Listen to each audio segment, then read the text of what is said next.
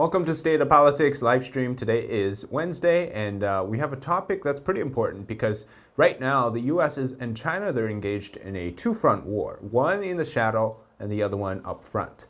And the one in the shadow has to do with education, and that's where kind of our focus is today. The one that we can see is what this so-called strategic competition or the new Cold War is really about. And that has to do with high-tech competition. So we'll be going into details in those two areas today. All right, let's, before we get started though, make sure if you're watching on Ganjin World, which is where we're live streaming, make sure to follow our channel. And while you're watching on YouTube, make sure to subscribe to our channel and then also comment below what you think about today's video. All right, now when it comes to the shadow war, this idea that, we're engaged in something that has to do with education. Let me just reshare this one here. There's a news story from the Washington Free Beacon. It says Chinese companies are buying American military academies and lawmaker warns. It has to do with institutions with JROTC programs, which are Junior Reserve Officer Training programs for they're like cadets programs in private schools across the country. Right now, the ones that they know are in New York and Florida, and there's two of them. And they're now owned by firms with ties to the CCP.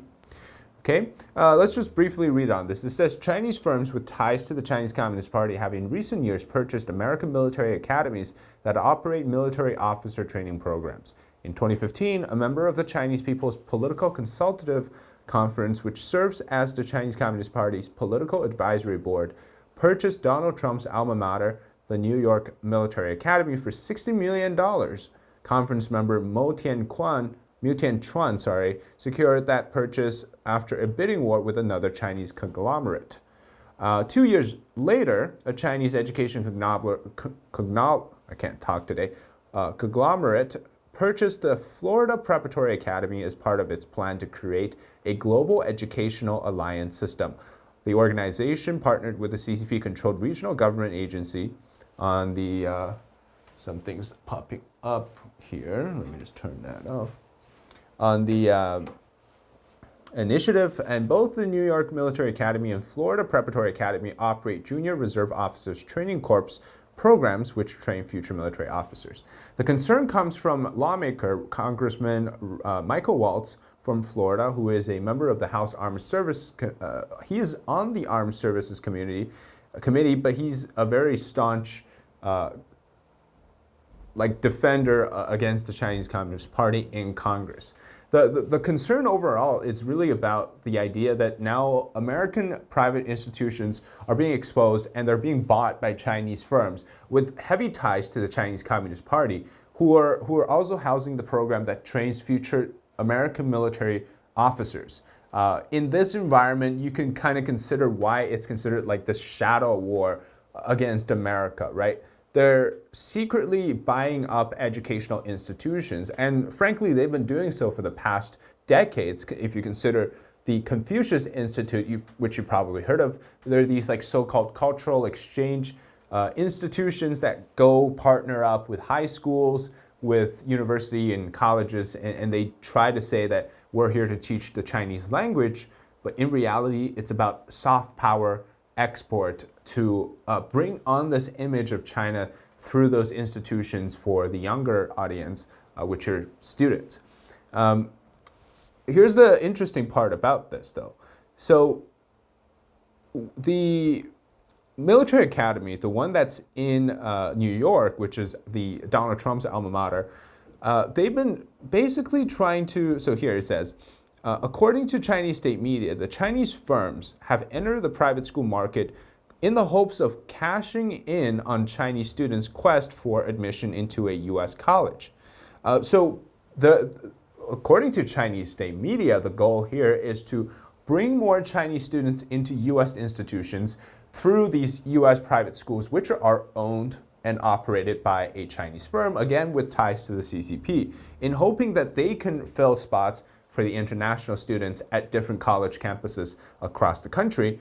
And because here it says, foreign students have an easier time obtaining F1 immigration visas to attend private schools compared to public institutions. And when Feng Holdings, which is the person that bought the academy, the New York Military Academy, says that they expected a surge of Chinese students to enroll in the historic academy. Now, this is not about some fear of Chinese students studying in the West, right? This is not some Chinese xenophobic thing, but this is a real concern considering the fact that whatever they teach, the curriculum, now, because it's owned by a company from China, they have to follow a certain amount of guidance, including things that are not supposed to be taught, like maybe the story of how China killed 100 million people under the communist Mao regime, or perhaps maybe what happened during 1989 Tiananmen Square, what happened with COVID, these kind of things, right? There will be a level of pressure on topics that are deemed sensitive to be taught, just like what they were doing in the Confucius Institute. And with that being said, now you have the concern of, will these kids grow up in an environment where they're exposed to the pro-CCP propaganda that are going to be the bright future of the American military, especially if they're going to be commanding officers from certain levels, right? If you go study at West Point afterwards, will they hold a certain level of judgment? That is a big concern, especially if kids, at this young age, they're already being potentially exposed to that soft power from China already. And this kind of goes into our big topic and the big focus today, which is why China, I think, is winning the shadow war, which is to control the ideology in America and perhaps around the world as well, basically focusing on tainting the next generation with the poison that is from the CCP to make sure that the society, as it gets younger and younger, or should I say that the younger generation grows up to replace the older generation, the younger minds grow up in an environment where they don't actually understand the threat of the CCP, let alone the threat of communism. And when you consider the fact that they all use things like TikTok, they use Chinese apps for the mental and the spiritual development focused on, like TikTok is a Chinese spyware, these kind of things are hidden dangers. And in my view, there's not a clear understanding across the board, like lawmakers, school boards, school teachers, administrators, to kind of close the gap where they can facilitate the removal of these influences. And if you think about the Confucius Institutes, right, it's like a virus. You can't really completely destroy it in a way. So here's an article. According to the Voice of America, Confucius Institutes, they actually they are in the US under a new name. So for the longest time, for I think at least a decade or more, they were called Confucius Institutes, right? They were these Chinese Communist Party backed educational institutes like I just mentioned. And then over time, of course, the State Department, the Congress, they started realizing that this was actually a huge problem with dealing with infiltration through education. So they all did a lot of work. The National Scholars Association of Scholars did a lot of research on this. But it turns out, even despite all of the Confucius Institutes by name are technically gone from the US, a lot of them are returning. So of the 118 Confucius Institutes that existed in the United States, 104 were closed as of June 21st last year, and 4 are in the process of shutting down. Those at least 28 have been replaced what it used to be called the Confucius Institute with a similar program. Basically, they just kind of re-signed a contract under a different name, but the core substance of it is the same. And the hidden danger, again, to this is that you're exposing people who don't really know China that much. They think that what they're learning about China is the true China, right? Before COVID, that's the general understanding among the American public, minus a few minority, a handful of people who really knew, like survivors of communism, survivors of the CCP, that what truly governs China is much more than just a regular country that we know. Right? It's not Canada, it's not Mexico, it's communist China. They're trying to mold that into the next generation by these kind of thinking. So that's why when I read the story here, the one about the Chinese companies buying American military academies, it makes me think that what they're trying to do is basically corrupt the next generation to, again, return to the era where everybody thought China is this kind and peaceful and loving neighbor that they can love and that they can exchange, right? And China really wants you to think that because, on the other hand, which I'll talk about next, is a war that they are losing. But by winning the shadow war here through education, through corrupting the youth and their understanding of China, I think over time they're banking on winning through basically lying their way through the younger generation. And that's a big danger to me. Given the fact that I grew up in the environment, I understand why it's so easy for younger kids to trust what their teachers are teaching. And also, when you consider it, here, let's go to the second part. It says here, Mo, who is the founder of the firm that bought the American Academy in New York, said in 2018 that he is very honored to be a member of the Chinese People's Political Consultative Conference, which is, he affirmed, operates, quote, under the leadership of the Communist Party of China. He said a qualification for the Chinese People's Political Consultative Conference role was to be a good serviceman in government. And here it says, Mo has installed many of his Chinese business partners on the historic school's board of trustees. So all of the top decision-making and the guiding roles of the school, they're all CCP members, basically. So you can see where this is going. Same thing with the Florida one. The owner of the Florida Preparatory Academy, formerly known as the Florida Air Academy, has in recent years built up an international network of private schools as part of a global educational alliance system, China's new Open Group, which in 2017 purchased the school for an unknown sum. A year before the purchase, signed a strategic partnership with Chongqing Environmental Investment Group, a CCP-linked municipal agency, to build the network across China, North America, Europe, and Australia. So this is just the beginning. If they continue to do so, just like how they're buying up U.S. farmlands, there's a lot of things that we can't really tell because it just hasn't come to the surface yet. Why are they buying food processing units? Why are they buying land near an Air Force base? All of these things have hidden dangers to them. But it's good to talk about them because we now understand the CCP a lot more than before, given what has happened to COVID and all of these. But take a look at the Instagram page, right? It's very much catered. Oh, sorry, this is not the Instagram page. This is their Chinese language homepage for the New York Academy. And they have somebody from China that you can go to, like a liaison's office. Everything's written in Chinese so that you can browse all of that there on the menu here, and then it tells you how to apply, what grades, and all of these things. So it's very much catered to the Chinese crowd. Problem is, does this mean that China is actively sending in, their little spies, 12-year-olds, 20-year-olds, or 15-year-olds to come spy in a private school in America? I can't tell you that that's going to be the truth. But there's also cases of the university, right? We recently saw this Chinese national that got sentenced to prison time in America because he was stealing technology. But that's another aspect, which I think will lead to our next topic, which is, if you consider the shadow war, now let's talk about what's up front, right? And that has to do with the semiconductor industry. So China, for the longest time, they had access to American chips, computer chips.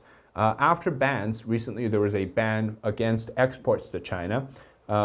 The Wall Street Journal reports that China's top nuclear weapons lab used American computer chips decades after ban. State-owned institutions continued buying Intel and NVIDIA-made chips despite inclusion on a U.S. export blacklist in 1997.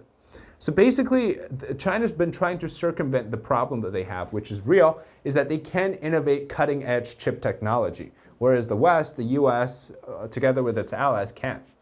China's top nuclear weapons research institute has bought sophisticated U.S. computer chips at least a dozen times in the past 2.5 years, circumventing decades-old American export restrictions meant to curb such sales. And this is an exclusive from the Wall Street Journal review of a procurement document found that the state-run China Academy of Engineering and Physics has managed to obtain the semiconductors made by U.S. companies such as Intel Corp and NVIDIA Corp since 2020, despite its placement on a U.S. export blacklist in 1997.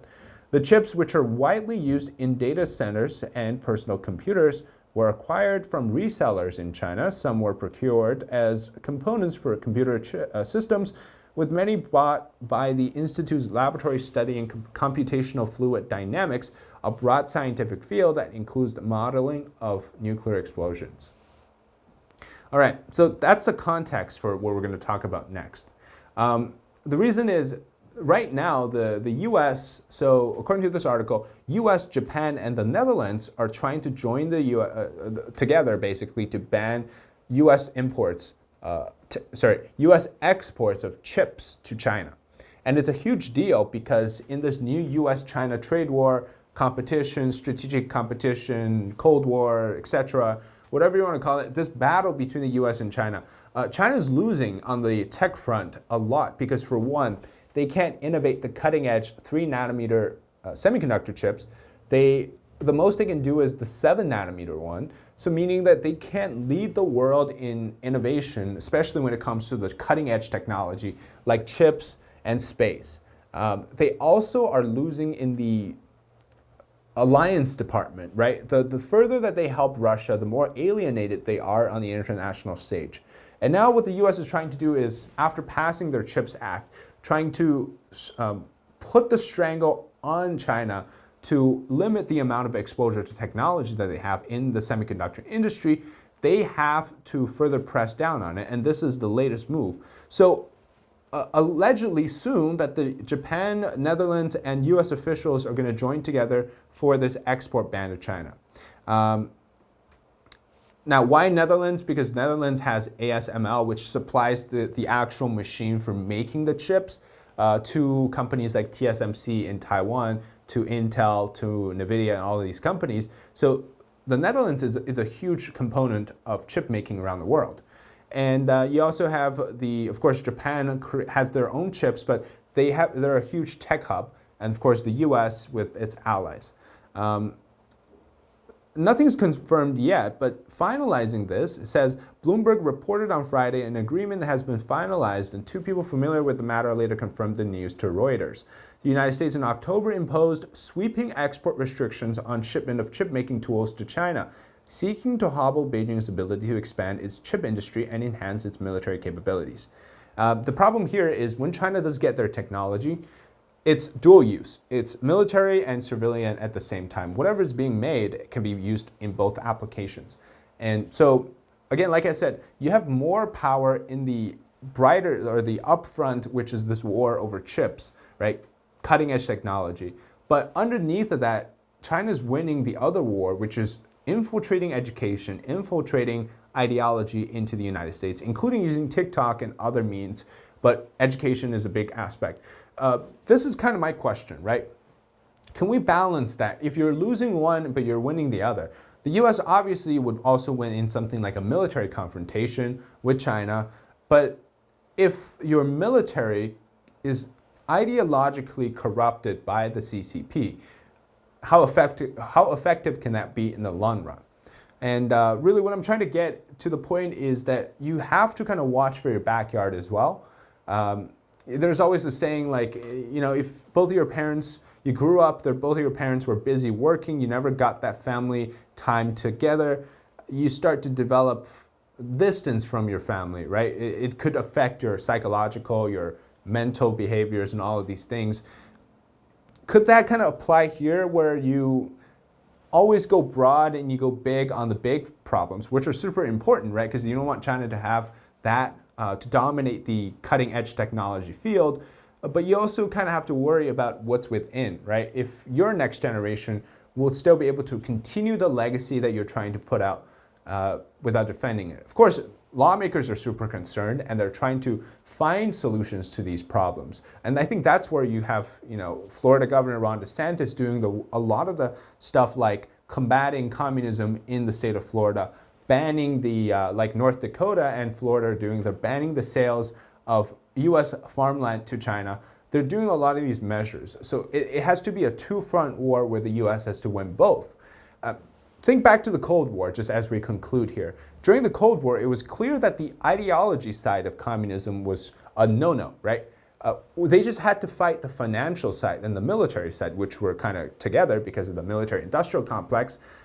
Eventually, the US won the Cold War, Russia collapsed. The ideology of communism thought to have ceased to exist at that moment, but it has actually not. It's been hidden, and now it is regrowing its strength in the CCP, the Chinese Communist Party, and they're trying to do a smarter way of fighting the Cold War, which is rather than going full-on head-on competition through money and power and innovation, they're going to try to go from around and destroy the core of the free society, which is basically the next generation. With wokeism, with what's been happening, like I said, with the infiltration, all of these things. So we have to really watch out for that. But anyways, that's it for today's live stream. And if you're watching on YouTube for today's video, make sure to subscribe to our channel. It'll help us grow, and comment below what you think about today's topic, and also like the video as well. All right, I'm David Zhang. This is State of Politics. We'll see you next time.